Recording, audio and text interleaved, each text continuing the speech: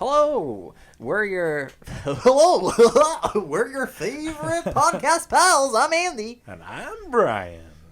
Wow, Today we're talking about Andy's grandparents' 50th anniversary. We're talking about Easter cakes? Easter cakes? Question mark? And we're talking about Avengers Endgame. This is Desk Pop.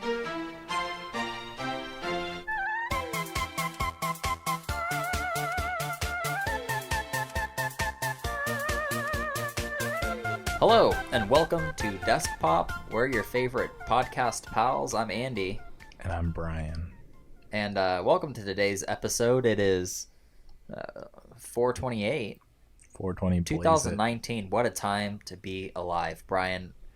Now, I've noticed that you've come into the into this recording session today What? a little intoxicated. Why don't you tell me a little bit more about that? I don't know if I have. I mean, I went to brunch and I had a carafe of mimosas by myself.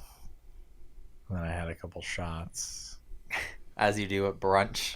It's brunch. Go all out. Let's get fucking wasted. Brunch 2K19. And then I went to another sports bar. You know, because I'm straight. For some brunch too. You continue brunch. Brunch only ends when you want it to end. Brunch only ends with one person throwing up in a toilet or when you pass out. There was a person who threw up. Hold on, let me get my phone. I want to show you this photo.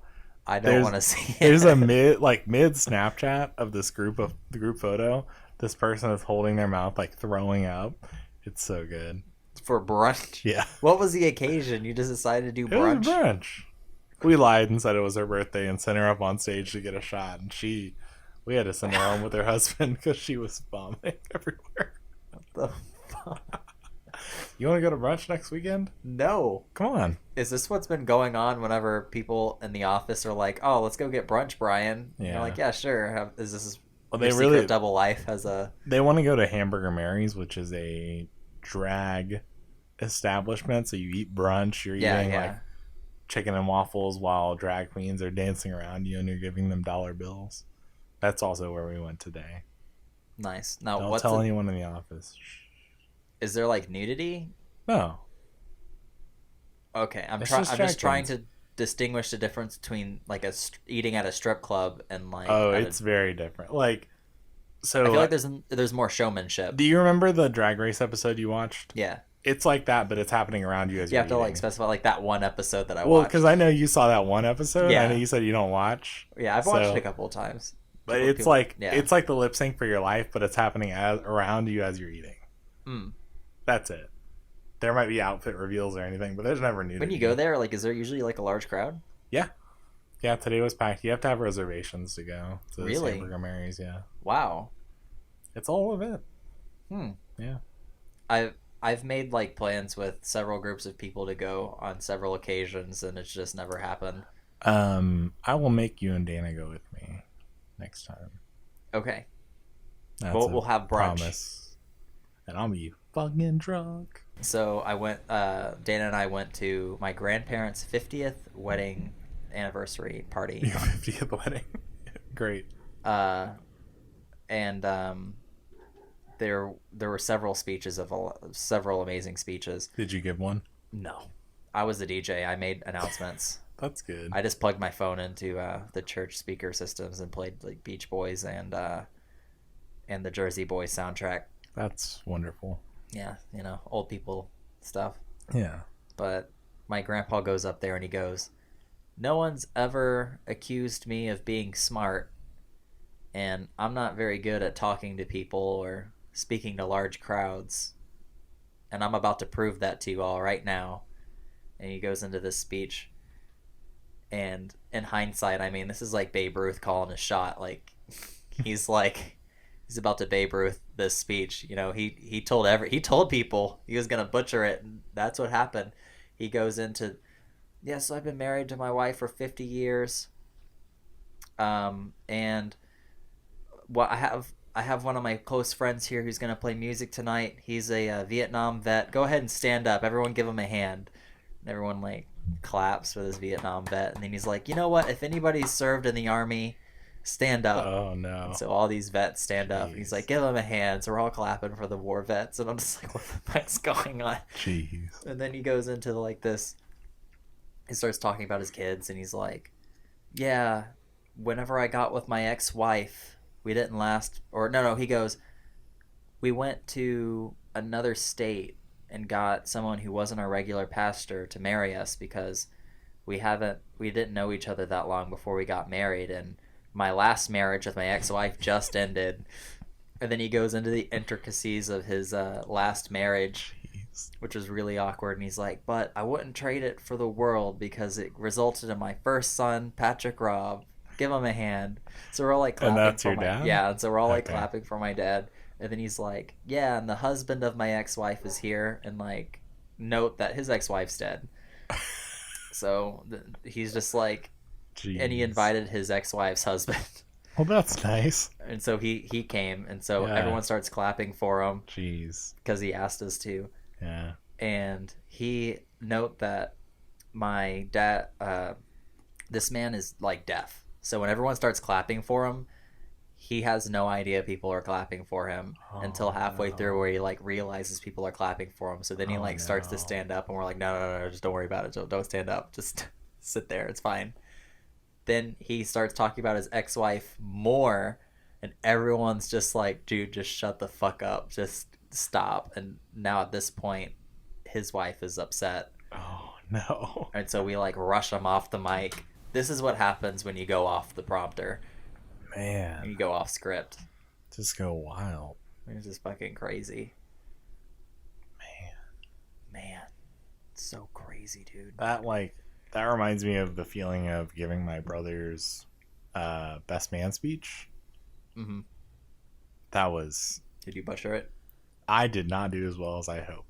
I did get a laugh, which was all I was hoping for. I just wanted one laugh. That was good. That would end it. Man, I don't want to revisit that, even in my memories, but... You brought it up, so now I'm very curious on like what the speech was. It was fine. Was it? It was okay. The problem was I followed the maid of honor, who... She had like a very detailed speech featuring like the first time that she and the bride met, and the first time they like laughed together, and the first time they spent the night and like hung out together. The first, like, she had this whole like meaningful thing, and it was very like extensive. And then I followed with like, yeah, so my fucking dumbass brother, right? Yeah. I was like, yeah, I love that him. Guy. Like, can't live with him. I was like, we didn't get along when we were younger, but man, we don't get along now. Just kidding, we do. I think the one joke that I made that people laughed at. I wonder if I still have it in my phone. I can't even tell it to where it would be funny right now. I'm so fucking drunk. God damn it. But I got one laugh, and that's all that mattered. That's all I wanted. Yeah, there was no alcohol there either, so. And that sucks. That really sucked Couldn't have for me loosened them because, up for you the know, I'm laughs. just really funny, and they're really laughy. They when really people are laughy. drunk. Yeah, laffy taffy. Okay. So in other news, I would like to mention before we get too off topic, I went to Burger King on my way over here. I stopped through the drive-thru. I said, hello. Do you have any Detective Pikachu toys? And the man said, yeah, you're looking for Pikachu? I said, no. I am actually looking for Bulbasaur. That's it. I said no. I said no in Turboy. I said, no, I'm actually looking for Bulbasaur. He said, I don't actually know Pokemon that well. And we were still having this conversation through the drive-through, like, you know, microphone. I was like, oh. And he was like, I have this Aqua one. And I was like trying to think in my mind like what toys they had out for this like line of toys. Uh-huh. I'm like, I think Bulbasaur is the only one that I would describe as Aqua. So I was like, I think that's probably it. And he's like, It's aqua. It has like a green thing on top of it. I was like, yeah, yeah, that's Bulbasaur. He's like, he didn't say anything. I was like, I'll take that. He didn't respond. I was like, hello? He's like, yeah, you can pull forward. I was like, okay, thank you. I pull forward to the window. He hands me the toy. And you even got two of them. Hold on. Okay. We're getting there. I didn't discover that till I just got to your house. He hands me the toy. I was like, oh, perfect. Thank you very much. He was like, yeah, no problem. And he was about my age, so it seemed odd that he didn't know anything about Pokemon, but I was like, I'm not going to press this. Like, this seems like I've already got what I wanted, so I don't need to know anything else. Like, I don't need to know why you don't know Pokemon or like... Yeah, what fucking weird creature you don't know Pokemon. So he hands me that. I'm like, great, thank you very much. He kind of gives me a weird look, and then he goes back, like, he takes my money and, like, goes back into... closes because his you're window. Also getting food, right? Right. You've neglected to mention that in your story. Sure. Okay. I didn't just pull up for the toy. I did order food. And I was like, I ordered food. I asked for the toy. After he said he had the toy, I said, like, I'll buy whatever, like, needs to come with the toy. Like, I don't need to just get this toy. I'll buy something that comes with it or whatever. Yeah. Yeah.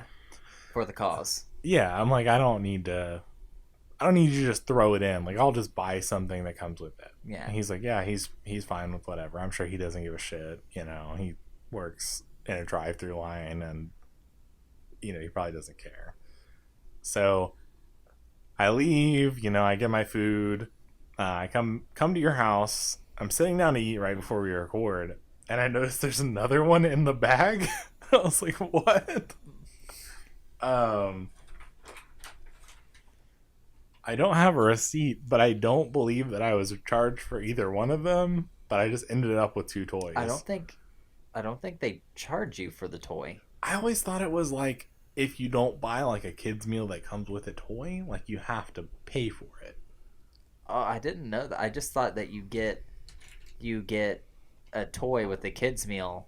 Yeah, and that's it. Well, but you can substitute like a toy for like a cookie or something. Like you can substitute it for something else. You can? Yes. And you know this? I know this because of my efforts to find this Bulbasaur. I remember the last time I did that, every time they have like Super Mario stuff at McDonald's, I'll go. But I don't know the McDonald's rules. They probably have some pretty locked down kids menu toy rules. I don't remember. I haven't been to McDonald's trying to get toys in a while, but I hate Burger King with the white hot intensity of 1,000 suns. So that nothing can get me. It's so good to go though. there. No, I don't like it. And it reminds me too of like the feeling of when they first came out with toys, Burger King. I don't know if you remember this, like in your childhood, but like every time. As a child of divorce, my dad would pick me up to go to dinner or whatever. There was always like the well, not always, but there was a specific time period where there were Pokemon toys and like cards and like gold plated cards and stuff at Burger King you could go get. They had like keychains and all this cool Pokemon stuff. So every time my dad picked me up, I was like, I want to go get a Pokemon toy. Like I want to go to Burger King. Yeah, I went to Burger King a lot when I was little, and my parents did that. They would take me to whenever they had Mario stuff, because back then there was a drought of Nintendo merchandise. Like they had no Mario shirts or blankets or clothes or like they had nothing, and so the best you could get were the McDonald's and like Burger King stuff. So every time they had them at Walgreens, I always like made a huge uproar to get me the fuck to Burger King so I can get as many of those toys as I could. And that was like, and so I would have like for birthday parties I'd have all these like big toys and stuff, and I'd be like, my favorite fucking toy is this Mario thing, and I got in a fucking Windows at a Wendy's Wacky Pack or whatever they were called. Fuck.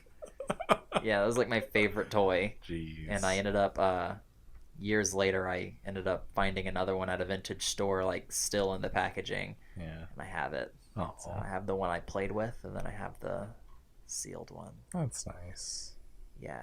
And when I'm dead, like whoever all my shit goes to, they're just gonna be like, "Oh, what the fuck is this?" They're just gonna get. They're just gonna It throw just it means away. so much to me. It's just this meaningful thing that I keep, and they're just gonna be like, "Oh, sell it." Oh, we're all gonna die. We one all day. die. We all die probably sooner.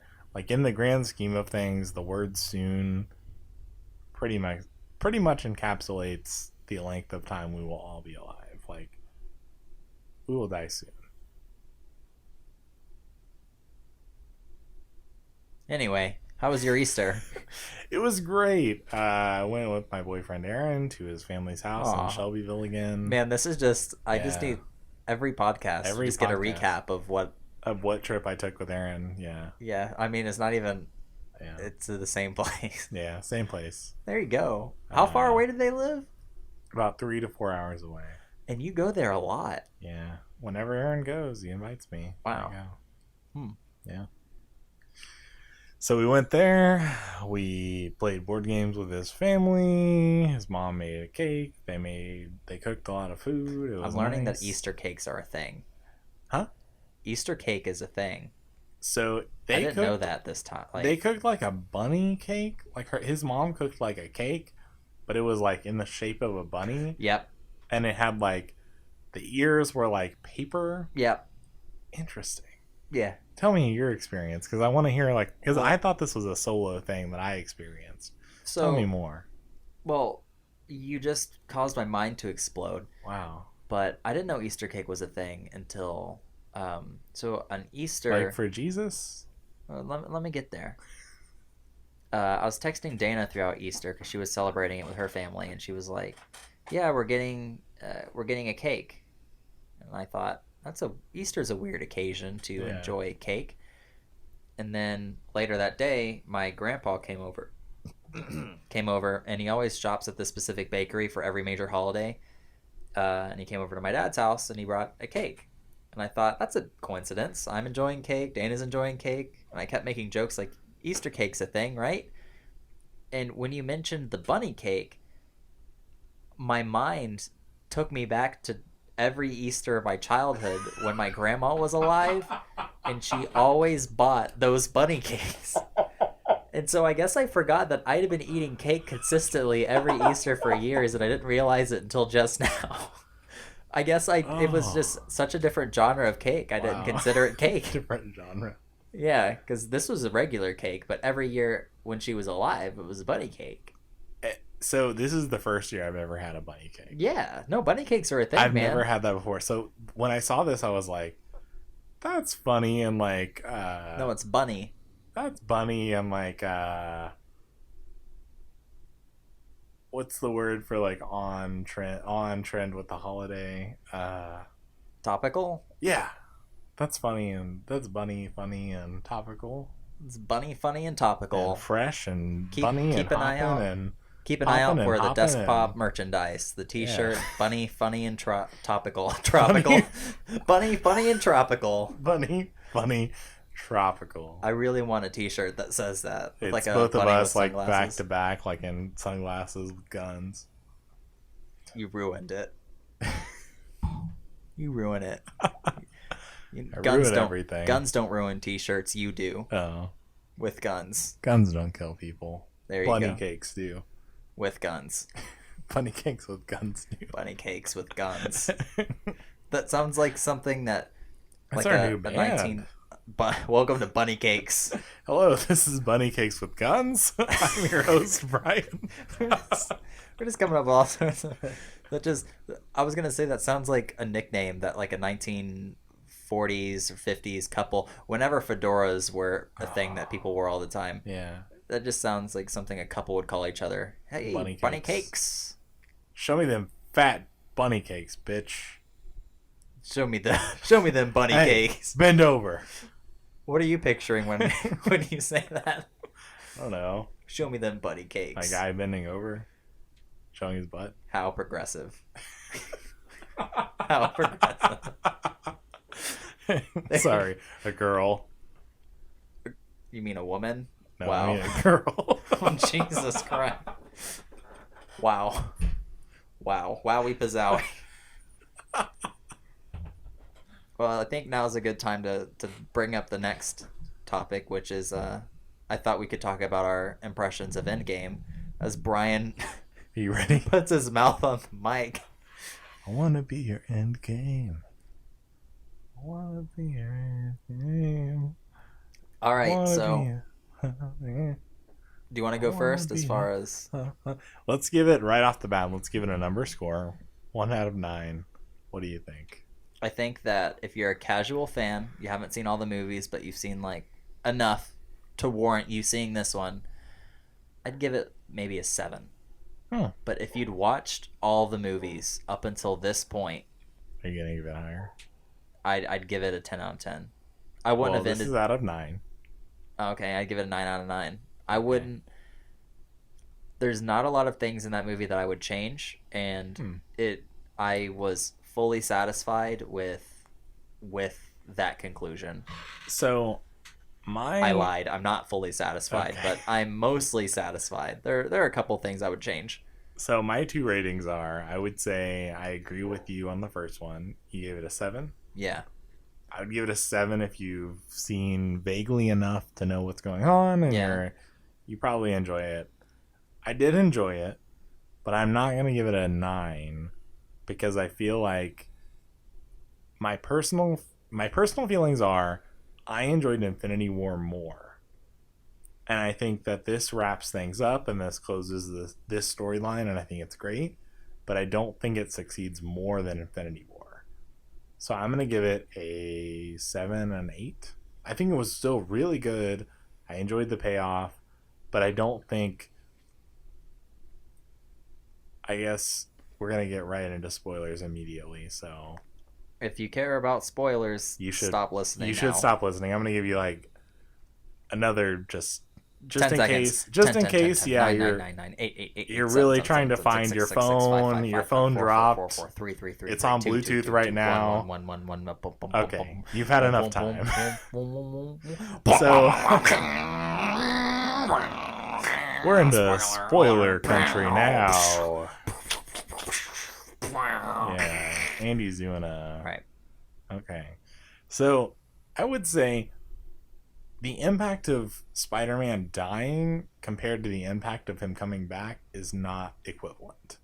The impact of him dying in Infinity War and like all the other stuff happening around that is super high.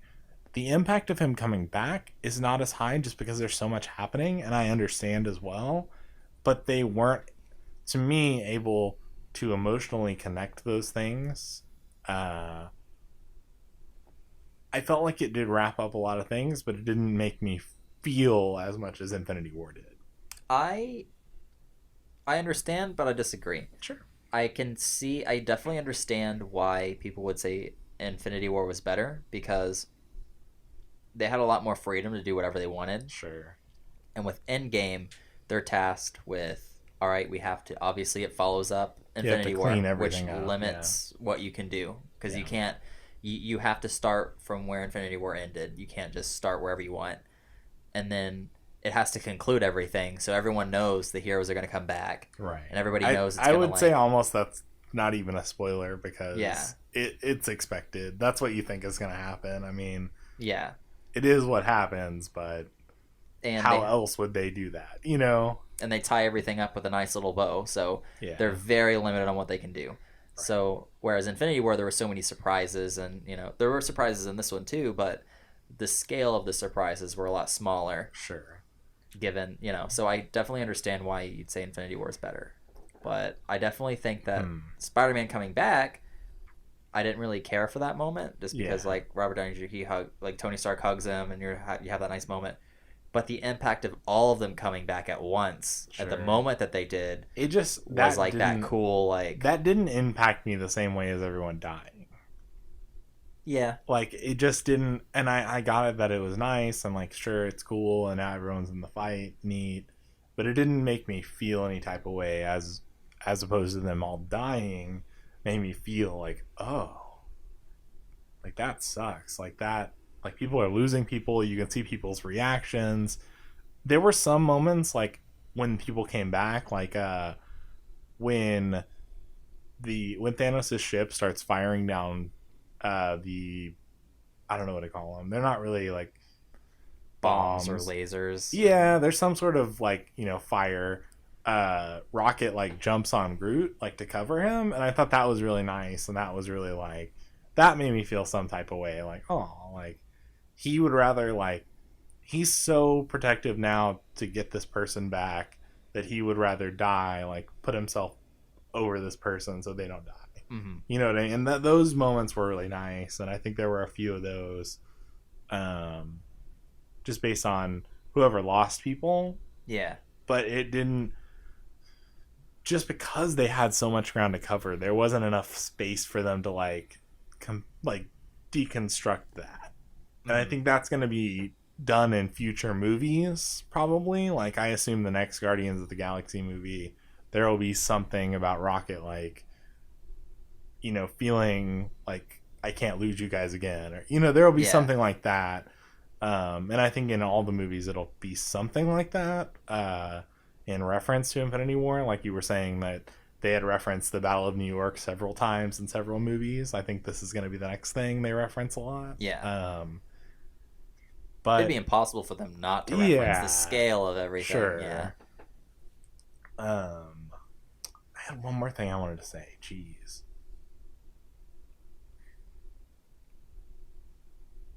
They had that. Oh, what I was hoping for the storyline, I was hoping that, and I was thinking it was going to be Ant-Man. I thought, like, the way the story pointed, he was going to kind of end up being, like, the last person alive kind of thing.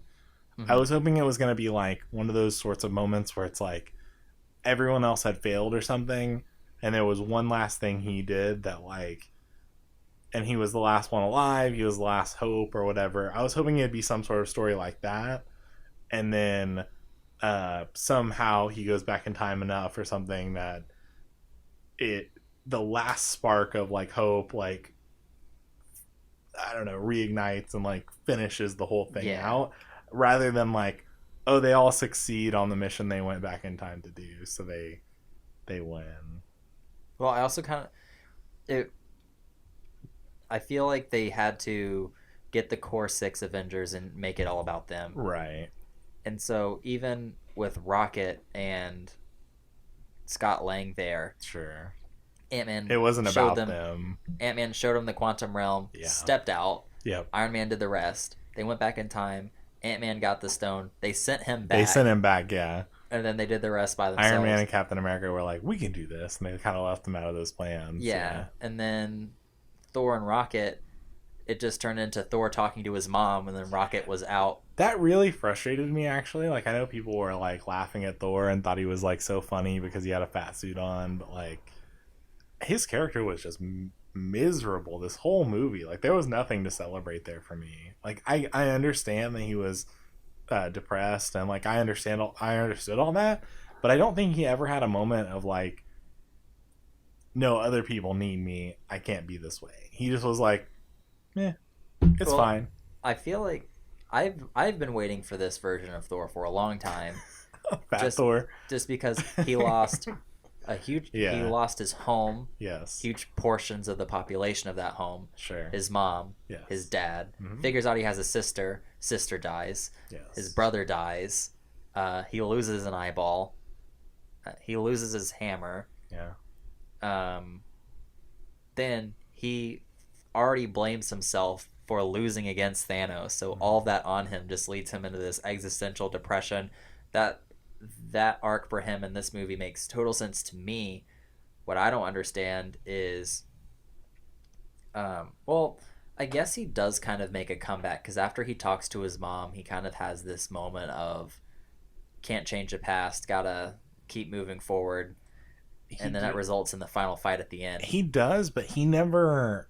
It's always outside of him. Like, it's always like someone else saying something, like his mom saying something. It's never him going like, you know what, I'm being a piece of shit right now, I need to really try for my friends, or I need, Yeah. It's just always something else happening, and he's like, but why? Like, I don't know. Also, he used to be so possessive of his hammer. Yeah. And I thought it was really cool to see him almost congratulate Captain America for Sure. holding it, because when he holds it, he's like all happy for him. He's like, I knew it. Yeah. And he like gives the hammer to him later during the fight. Mm-hmm. And I thought that was really cool. Like, kind of, Yeah. he's big enough to let go of that. I thought it was a little strange that he left with it back in time. It's because it's like the Infinity Stones. Yeah. Like, then the Thor I of know that he was universe putting doesn't it have his back. hammer. Yeah, but so it just was a little weird that it was like, I don't know. it's weird how Captain America was solely responsible for returning all the stones. And also, I read this thing online, which, now that I've read it, makes a lot of sense. Why? Because they still had all the Infinity Stones after Iron Man snapped. I don't understand why they couldn't use a Time Stone to revive Iron Man. Yeah. Because they could, like, because Thanos used it to revive Vision in Infinity War. And after talking to Dana about it, she said, oh, well, if they reverse Iron Man, since Iron Man was the one who did the snap, if they reverse time for Iron Man, then it's like the snap never happened. But I feel like if they did it just on Tony and not the Infinity Stones, then I don't think it would reverse the snap.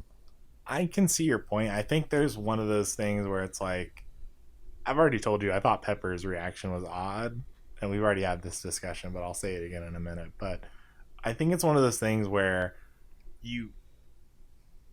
just the thought of reversing time on Tony, like, sure, they could try that, but like, one, he's obviously the actor is done with the movies. That, like, I think that that's we know of. What he can come back as an AI. I swear he's coming back as an AI. Like, he will be back. Yeah, okay, sure. But I think like Chris Evans, Scarlett Johansson, Robert Downey Jr., I feel like they've all kind of expressed that they're like kind of tired of doing the Avengers thing, like and I think that impacts the story a ton. I also think that it's one of those things where it's not a good story if you can just do something and have no repercussions.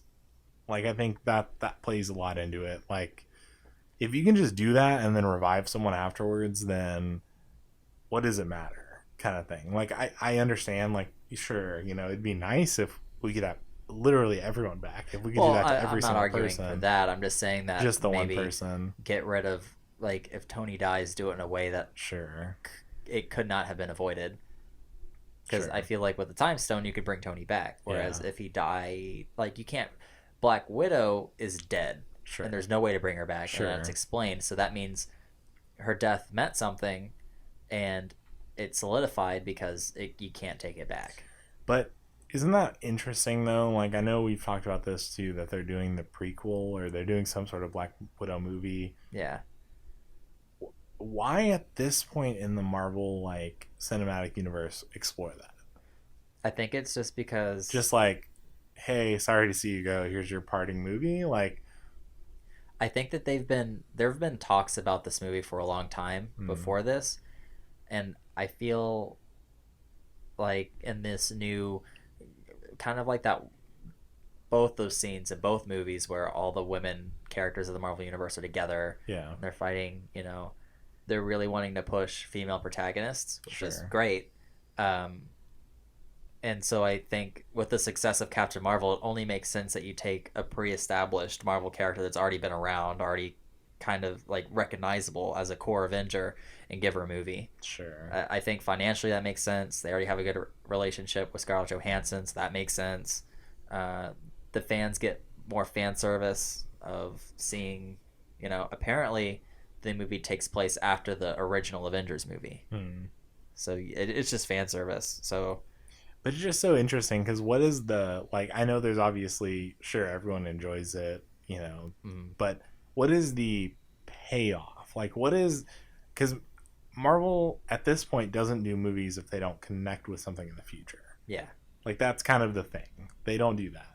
They don't just have a standalone movie that doesn't do anything for any future movies. Yeah, that'll be interesting. I feel like it might be the Solo, like the Han Solo movie, where it does some.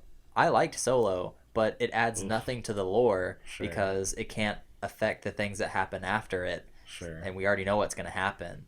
So you like Solo? I mean, I wasn't surprised. That was It just tells the story of something I already knew, and it visualized it. But it was still nice to see. They always add some weird kooky robot, and it's just, oh, cool. You're the robot. You're the snarky, sarcastic robot that's in the form of a human. Because all Star Wars is a bunch of snarky, sarcastic robots that communicate, and it. Yeah. You know. Anyways. Yeah, I understand where you're coming from. I don't. Maybe they might incorporate some villains that were teased in other Marvel movies that they never were able to pay off on. Sure. Maybe like that Hulk villain, or I don't think Hulk's coming. Like I really think that they are just not interested in engaging like with future Hulk stuff. Well, Universal is in charge of the Hulk movies due to some weird deal, so they can't make a Hulk solo movie. But from Civil War, if he's Avengers Hulk, then from Civil War, I've learned that they can get Hulk characters and put them in as long as it's not a Hulk movie. So maybe you can use. I feel if they're gonna do prequel movies or movies that take place in the already established timeline, it's going to exist for the sole purpose of closing out stories that they just haven't had a chance to close out. So you think like maybe Black Widow and Hulk's romance or something? Yeah, might be anything that was left unresolved. Yeah. And up until this point, there are not a lot of things that I can think of other than Hulk's little storyline. In Captain America, he has a lot of weird storylines, kind of diverging. Captain America, now that he's with Agent Carter, theoretically banged. No, I don't think he had sex with her. He just made out with his great granddaughter. Yeah, I don't know. Which is weird. Yeah.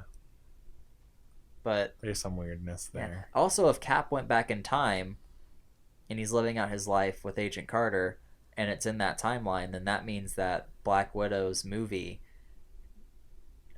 young Captain America is a thing, but old Captain America is living in that same timeline. So he could make a cameo, maybe. Maybe she knew that he went back in time this whole time. Oh, I don't know. Like she met old man Captain America. Maybe. They might tease that. I don't know. I don't know. It's just very interesting. I honestly was not expecting her to die. Like, I know that's kind of silly to not expect that, but I really was expecting like, oh, they're going to go for the more unexpected thing and have Hawkeye die, even though he has a family. Like, it's gonna be like, they're gonna come back and they're not gonna see their dad. Like, In all honesty, I'm surprised that he even tried to kill himself. Yeah. Like, if I had a family and I knew an assassin who had no family, then it's like, right. Yeah, take one for the team. Kill yourself. No, I wouldn't be. Hey, jump off this rock. Like, I wouldn't do that. Yeah. Like, he has stuff to lose. I understood it. She doesn't. I did think it was weird. You talked about this. If Nebula knew where they were going and like what the risks were, like why did she not communicate that to anyone on the team? Yeah, because there's a very real possibility that no one would come back with that stone. Like if they had to, because they're the Avengers, like they do good things typically. It's a very real possibility they could be like, sorry, I can't kill you. Like I'm not gonna kill my friend. Yeah. I'm not going to kill this one person, even though it would bring back half the population. I'm not going to do that. We don't trade lives. Right. Like, there's a very real possibility that could happen. So I'm surprised that either... and I think, honestly, from a story perspective, it would have made more sense if she went. If Nebula went to that place. Yeah. But the thing about it is, which I was thinking about, it really only works for their relationship, I guess, because it was in the sense of like when Thanos went there, it was he had to lose something he loved. It wasn't just like, oh, you can lose any human life or any person's life. He had to kill someone he loved to get that stone. Yeah. So it only worked because they loved each other. Hawkeye and Black Widow had that relationship of like they loved each other, whether it be like as friends or whatever. But they like one of them lost the other, so that's why they got the Soul Stone. So I guess it wouldn't have worked if Nebula went with Hawkeye, or you know what I mean. It wouldn't have worked because they don't care about each other that much. I am so sad to see things end here. Yeah, it sucks to see it. It's satisfying, but it also sucks because we got to see Avengers in space, and that would have been so cool to have a cosmic journey with the core Avengers going to other planets. I don't know. It was just I just got a huge kick out of seeing War Machine walking around on the planet from Guardians of the Galaxy. Like, what? Yeah. I would have loved to have seen them take more time to really address the shock of these other characters just going from aliens don't exist to wow, aliens exist to now I'm on another planet. Yeah. Seeing weird alien creatures trying to get a magical stone that controls the fabric of reality. Like, I don't know. That would have been cool. But what else? Oh, also, they explained time traveling as the following. You can't change the past, can't affect the future. When you go back in time, anything you change in that timeline creates a new reality, a new universe. And so when they go back to their time, it doesn't change what happened in their time, right? But I think like my true feelings are I think that was a cop out just so they didn't have to worry about that for their movie. Well, I think that makes sense just because it's that's Terminator Genesis rules. I understand it at a base level, but also it doesn't 100% make sense for all scenarios. I think there are some scenarios where that can make sense, but I think there are some scenarios where that may not be the case. Well, I think it makes sense for every scenario except Captain America going back in time and being an old man. Yeah. That's the only time that because he changed the timeline. It should have created another universe that he lived his life in, and it would not have connected with their other universe. All right. That's not because like when Loki left with the Tesseract, that created a new timeline that the original Avengers are not in. Yep. So that's in another universe. So when old man Captain America is on that bench, that means that I guess he never truly affected the timeline. Yeah. And so he's there. A little strange. That's weird. Yeah. Or that the main universe is now spun off in a slightly different timeline. Oh, you're right. Because there could be a different timeline where that doesn't happen. He didn't come back as an old man. Right. And they're just like, man, where did he go? And then that's it. And we're watching the universe. And that could be the main timeline, but then now we're in this other one. Yeah. That actually makes sense. Yeah. Yeah, you fixed that for me. You're welcome. Yeah. I thought, if I didn't have a pair of eyes staring at me at the end of that movie, I would have been sobbing. Yeah, no. I told you this too. We saw together. Yeah. You went with Dana and I was with our friend Jessica. We were all together, I guess. But every time I was in a sad moment where I wanted to cry, Jessica would look over at me and I felt like I couldn't cry anymore because I was like, yeah, it just felt really awkward. Yeah. I had the same thing with me. Anytime something big happened, Dana would look at me and I just got all awkward. Are you expecting some sort of reaction? Yeah. But that closing shot of the Captain America dancing with Peggy Carter after just... Oh, were you crying during that? I would have. Yeah. That moment was... I'm not mad at her for it because she knows it means a lot to me. Sure. So, of course, I don't she think would it was look at... Either one of them, I don't think there was bad intention. Yeah. It was just like, I know I would have been crying. But that was just kind of... That emotional was kind of ruined. But it's fine. It's fine. I did. You ruined everything, Dana. Are you listening? This is your first call out. You ruined everything. I did kind of cry on the drive home, which was weird. Did y'all make it home? I think I've already asked you. Did y'all make it home before the sun came up? Or was it coming up as it was coming up as I was going home, yeah. Because we saw the movie at 2:30 a.m. Yeah, and it ended at 6-ish. Yeah. Yeah. I was driving towards the sun rising, sobbing. Put your sunglasses on. Note that the story wasn't that touching.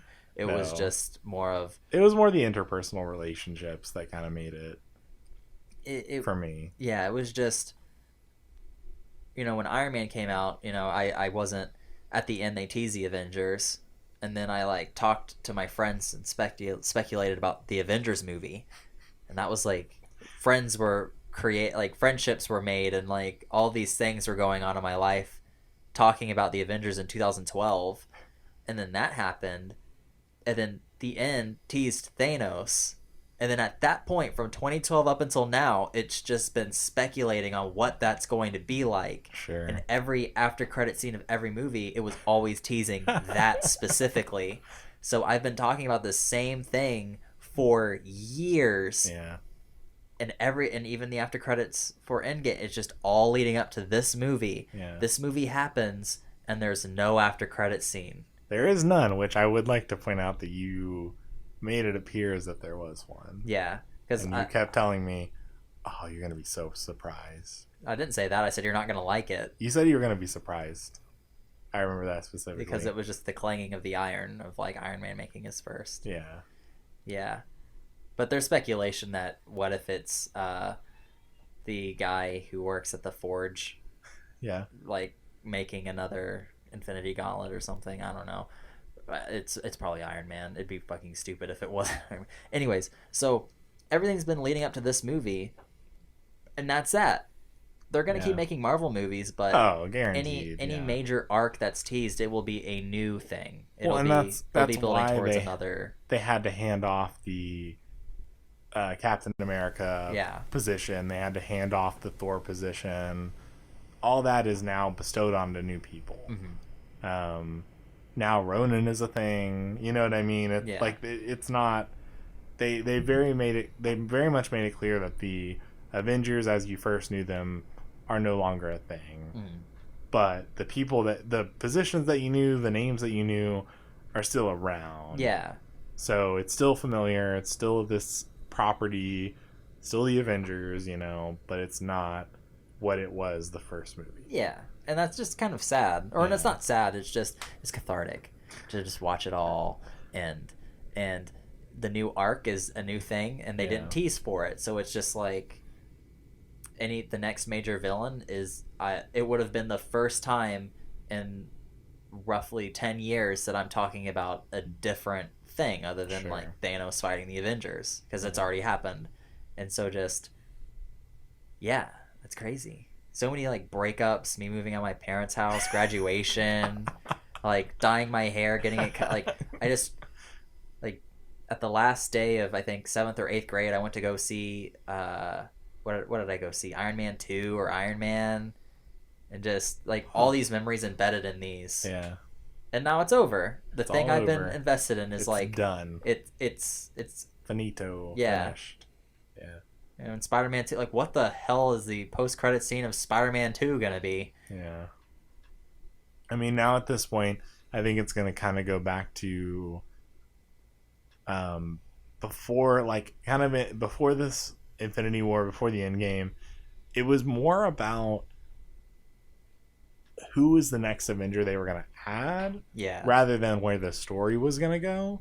And I think it probably will lean back towards that, or it's either going to lean towards that, or it's going to lean into just doing kind of nods to other properties. So it's going to do like you just hear all the fucking animals meowing and meowing and barking, and like I'm sure it'll be like the end of Spider-Man 2, and it'll be like him like FaceTiming with Shuri or something. You know what I mean? It'll be some sort of interaction where it's like like we met in that that fight. Like what's up? Like it'll be something. But I don't know if it'll be a full-on story thing. Yeah, I could see that. But anywho, we've been recording for about 50 minutes. This is usually when we do our cap off. Dana, are you listening? Dana, blink twice if you're listening to this. Blink twice if he hurt you, Dana. Oh, you blinked twice? Wow. Not surprised. I'm calling the police. I'm gonna call the cops and give them your license plate number when you're driving home. Report a drunk driver. Reported. No one will Me or believe you. Dana? You're incoherent.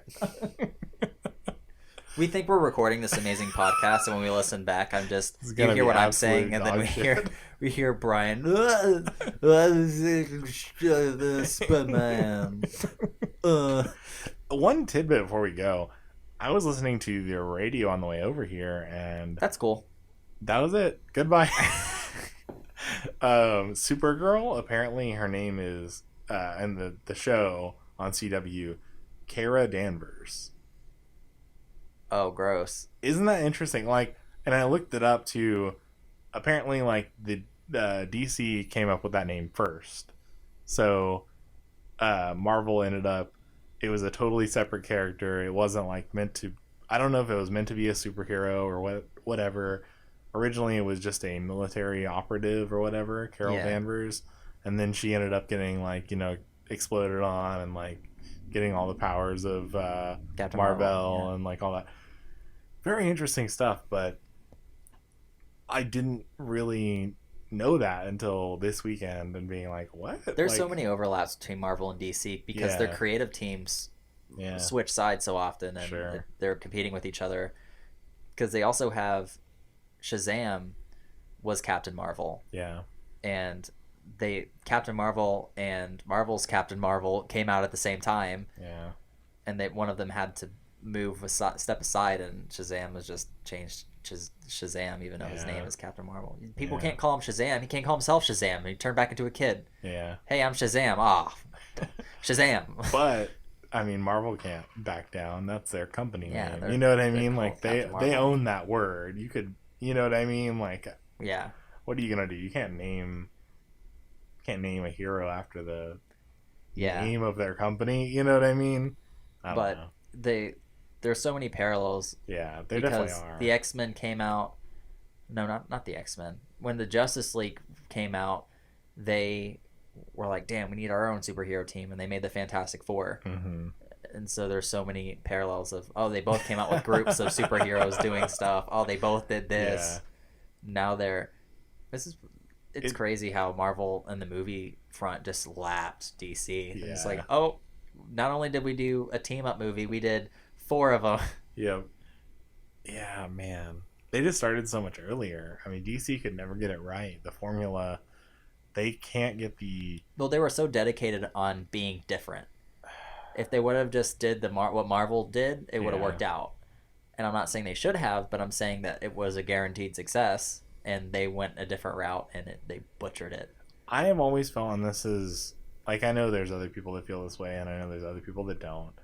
I've always felt that DC's superheroes, to me, always seem very two-dimensional.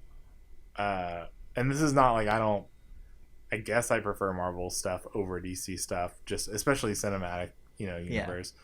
But a lot of DC stuff, to me, just always feels very like they're cardboard cutouts of people that have certain attributes, and that's it. And like when you see the parallels of like Bruce Wayne versus like Tony Stark Iron Man, like I don't like Iron Man, but I think there's a lot more there, and there's a lot more humor, and there's a lot more compassion, and there's just a lot more of a person there rather than Batman is just like, oh yeah, he's so cool, he just has all these, he doesn't have powers, but he has like cool gadgets, like. Yeah. Well, yeah. Also, Iron Man has that, but he's a person. You know what I mean? I know exactly what you're talking about. Bruce Wayne. So many things can happen to Bruce Wayne, and the stereotype is always he's brooding and cold and calculating. I think the primary difference between DC and Marvel, as far as their characters, one, I hate how the cities are made up because I can't get the geography of their world figured out, and you're not supposed to. That really messes with me because Metropolis is supposed to be New York and Gotham is supposed to be New Jersey, and like that's why there's like the body of water between them, but there's a bridge. I hate that because where's New York? Yeah, I hate that. But it's a lot more comic-y because they have fake city names and people worship the heroes in that universe. They have statues of Superman, and everyone's like, oh, wow, it's Batman. I'm a big fan. Wow. Whereas Marvel, they're always so hesitant to embrace these people as heroes. Mm-hmm. Whereas you got the government trying to get them to sign up for things. And I like that more because I think that's more of a realistic that's kind of how I feel about all Marvel stuff. It feels a little more. It feels like you can actually see them in real life. You can see them in live action. It's like what would actually happen. It's like if I want. That's what you want. If I wanted Lion King in like real life, no, they're just more believable. Oh, that's so you want it to be like real. It's not. No, my thought is no. Checkmate. No, motherfucker. I'm not gonna agree with you because that's not true either. Because that would just make me right. DC's characters are less interesting, and there's nothing there that's like the Suicide Squad trailer. Like, that's what I want to see. If you're going to go the other direction, if you're going to go comic, graphic, like all to the wall, like I want to see something new, something exciting. What DC does is not interesting. They make everything grayscale. They make everything a little more dramatic, and it's never as successful. It's even Iron Man, which I would consider, or Aquaman, their most successful film, was still just so awful. There were so many scenes, like when they go to the desert, that was not necessary. I've yet to see it. There was background music throughout the entire movie except for one scene, and it was so noticeable because it was so just awful. In this one scene, I noticed it went away, and then about 2 seconds later, it started back up, and I was like, God damn it. Like, they couldn't give any breathing room at all. I was just, It's not, they're not doing anything in the way of, like, they're doing something different and making it more successful. It seems like they're trying to mimic that success of, like, making that humor and making that, they're just not doing it well enough. Yeah, I agree. And that's like, I don't think that Marvel is doing anything that's like, oh, live action, real. Like, DC's just not doing a good job of either one. Mm-hmm. That's what I think they're just scrambling right now. Yeah. But that's a conversation to have on another day. Thank you so much for listening to Desk Pop. Thank you so much. Thank you so much for taking this time out of your day. You're doing us a solid. You're doing Thank you so much. A solid, a gas, and a liquid. I'm tearing. The fact that you would listen to us out of anybody else. Wow. Thank you. For just at least an hour. Just so. To be just an hour of your time that is now gone. Listening to us. Thank you, Dana. I really appreciate it. Thanks, Dana, the only person who really listens to our podcast. Oh, yeah. All right. Well, this is goodbye. This is the end game. This is the end game. This is goodbye. This is farewell. Life goes on.